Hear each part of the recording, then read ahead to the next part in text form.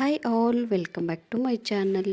ಇವತ್ತಿನ ರೆಸಿಪಿ ಬಗ್ಗೆ ಹೇಳೋದಾದರೆ ಉತ್ತರ ಕರ್ನಾಟಕದಲ್ಲಿ ಮಾಡುವಂತಹ ಸ್ಪೆಷಲ್ ಸ್ನ್ಯಾಕ್ಸ್ ಅಂತಲೇ ಹೇಳ್ಬೋದು. ಹೌದು, ನಾನಿಲ್ಲಿ ಖಾರದ ಚುರುಮುರಿನ ಯಾವ ರೀತಿಯಾಗಿ ಮಾಡೋದು ಅಂತ ತಿಳಿಸ್ಕೊಡ್ತಿದ್ದೀನಿ. ಹಾಗಿದ್ರೆ ಬನ್ನಿ ರೆಸಿಪಿನ ಸ್ಟಾರ್ಟ್ ಮಾಡೋಣ. ಮೊದಲಿಗೆ ನಾನಿಲ್ಲಿ 4 ಗ್ಲಾಸ್ ಆಗುವಷ್ಟು ಗಟ್ಟಿ ಮಂಡಕ್ಕಿನ ತಗೊಂಡಿದ್ದೀನಿ. ಇದೇನಾದರೂ ನಿಮಗಿಲ್ಲಿ ಸ್ವಲ್ಪ ಮೆತ್ತಗೆ ಅನಿಸಿದರೆ ನೀವು ಬೇಕಾದರೆ ಲೋ ಫ್ಲೇಮಲ್ಲಿಟ್ಟು 1-2 ನಿಮಿಷ ಇದನ್ನು ಫ್ರೈ ಮಾಡ್ಕೊಬಹುದು. ಹಾಗೆಯೇ ನಾನಿಲ್ಲಿ ಸಕ್ಕರೆನ ಪುಡಿ ಮಾಡ್ಕೊಂಡಿದ್ದೀನಿ. ಅದನ್ನು ಕೂಡ 2 ಸ್ಪೂನ್ ಆಗುವಷ್ಟು ಸಕ್ಕರೆನ ಬಳಸ್ತಾ ಇದ್ದೀನಿ. ಹಾಗೆ ಬಳಸೋಕ್ಕೆ ಹೋಗ್ಬಿಡಿ, ಈ ಥರ ಪುಡಿ ಮಾಡಿಬಿಟ್ಟೆ ಬಳಸಿ. ನಂತರ ನಾನು ಇದಕ್ಕೆ ಅರ್ಧ ಸ್ಪೂನ್ ಆಗುವಷ್ಟು ಉಪ್ಪನ್ನು ಸಹ ಸೇರಿಸ್ಕೊತಾ ಇದ್ದೀನಿ. ಹಾಗೆಯೇ ನಾನಿಲ್ಲಿ ಅರ್ಧ ಸ್ಪೂನ್ ಆಗುವಷ್ಟು ಅರಿಶಿನ ಪುಡಿ ಕೂಡ ಸೇರಿಸ್ಕೊತಾ ಇದ್ದೀನಿ. ನಂತರ ನಾನಿಲ್ಲಿ ಇದೇ ಪಾತ್ರೆಗೆ 1 ಸ್ಪೂನ್ ಆಗುವಷ್ಟು ಅಚ್ಚ ಖಾರದ ಪುಡಿನ ಬಳಸ್ತಾ ಇದ್ದೀನಿ.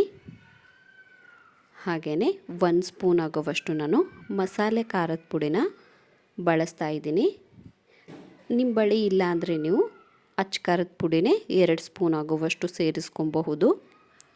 ಇವಾಗ ನನಗಿಲ್ಲಿ ಆಯಿಲ್ ಕೂಡ ಬಿಸಿಯಾಗಿದೆ. ನಾನಿಲ್ಲಿ ಅರ್ಧದಷ್ಟು ಕಡಲೆ ಬೀಜನ ಸೇರಿಸ್ಕೊತಾ ಇದ್ದೀನಿ. ಲೋ ಫ್ಲೇಮಲ್ಲಿಟ್ಟೆ ನೀವು ಒಗ್ಗರಣೆನ ಕೊಟ್ಕೊಳ್ಳಿ. ನಂತರ ನಾನು ಇದಕ್ಕೆ ಕರಿಬೇವಿನ ಸೊಪ್ಪನ್ನು ಕೂಡ ಸೇರಿಸ್ಕೊತಾ ಇದ್ದೀನಿ. ಹಾಗೆಯೇ ನಾನಿಲ್ಲಿ ಬಿಡಿಸಿಟ್ಟಿರುವಂತಹ ಬೆಳ್ಳುಳ್ಳಿನೂ ಕೂಡ ಸೇರಿಸ್ಕೊತಾ ಇದ್ದೀನಿ. ಇವಾಗ 1 ಸ್ಪೂನ್ ಆಗುವಷ್ಟು ನಾವು ಸಾಸಿವೆನ ಬಳಸೋಣ. ಹಾಗೆಯೇ 1 ಸ್ಪೂನ್ ಆಗುವಷ್ಟು ಜೀರಿಗೆನೂ ಸಹ ಸೇರಿಸ್ಕೊಳ್ಳೋಣ. ಇವಾಗ ಲೋ ಫ್ಲೇಮಲ್ಲಿಟ್ಟು ನಾವು ಹಾಕಿರುವಂತಹ ಕಡಲೆ ಬೀಜ ಹಾಗೆಯೇ ಬೆಳ್ಳುಳ್ಳಿ ನೀಟಾಗಿ ಫ್ರೈ ಆಗೋ ಥರ ನೋಡ್ಕೊಳ್ಳೋಣ. ನೀವಿಲ್ಲಿ ನೋಡ್ತಿರ್ಬೋದು, ಆಲ್ರೆಡಿ ನಮಗಿಲ್ಲಿ ಒಗ್ಗರಣೆ ರೆಡಿಯಾಗಿದೆ. ಇವಾಗ ನಾವಿಲ್ಲಿ ಹಾಕಿರುವಂತಹ ಮಂಡಕ್ಕಿ ಪಾತ್ರೆಗೆ ಒಗ್ಗರಣೆನ ಸೇರಿಸ್ಕೊಳ್ಳೋಣ.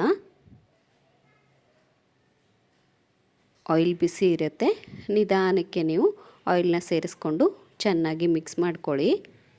ಈ ಟೈಮಲ್ಲಿ ನಿಮ್ಗೆ ಏನಾದರೂ ಆಯಿಲ್ ಕಡಿಮೆ ಅನಿಸಿದರೆ ಬಿಸಿ ಮಾಡಿಬಿಟ್ಟು ತಿರ್ಗಾ ನೀವು ಆಯಿಲ್ನ ಸೇರಿಸ್ಕೊಬಹುದು. ನೀವಿಲ್ಲಿ ನೋಡ್ತಿರ್ಬೋದು, ಖಾರದ ಮಂಡಕ್ಕಿ ರೆಡಿಯಾಗಿದೆ. ಇವಾಗ ನಾವು ಇದನ್ನು ಈಸಿಯಾಗಿ ಸರ್ವ್ ಕೂಡ ಮಾಡ್ಕೊಬಹುದು. ಟೀ ಜೊತೆ ಹಾಗೆಯೇ ಬಜ್ಜಿ ಜೊತೆ ಇದು ಬೆಸ್ಟ್ ಕಾಂಬಿನೇಷನ್ ಅಂತಲೇ ಹೇಳಬಹುದು.